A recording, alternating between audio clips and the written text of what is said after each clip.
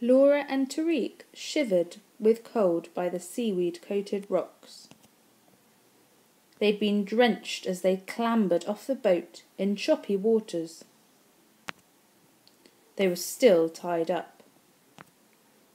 On their journey to the shore, one of the boatmen had explained that they had arrived today because the tide was far out.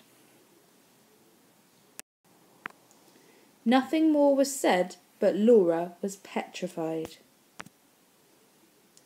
There was only one reason to visit Deadman's Cove on a night when the tide was at its lowest point of the year. That was to gain access to the old smuggler's tunnel. She remembered her uncle's warning. He'd forbidden her to go near Deadman's Cove. Terrible things happened there.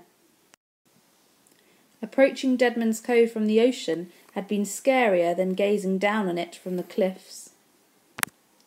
The sheer walls of black granite towered above the Atlantic. The waves charged up to the beach like wild white stallions.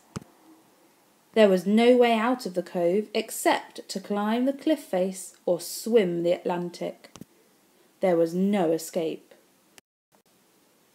As they entered the tunnel, the smell made them inhale sharply.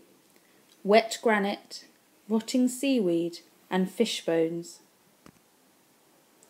Minutes later, a fresh wave roared into the tunnel, knocking the two hostages over.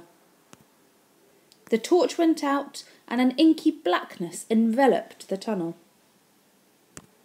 "I'm out of here," announced Monk to Rumblefish.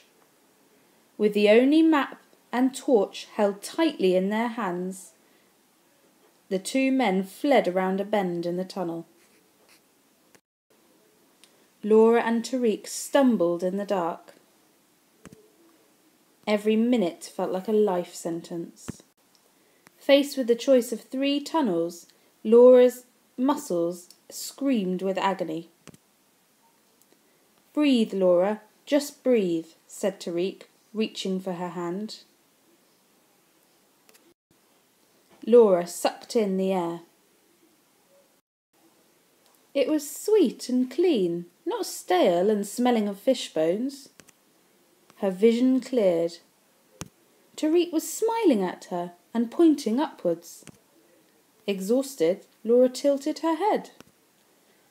They were at the bottom of a mine shaft, and overhead was a circle of night sky.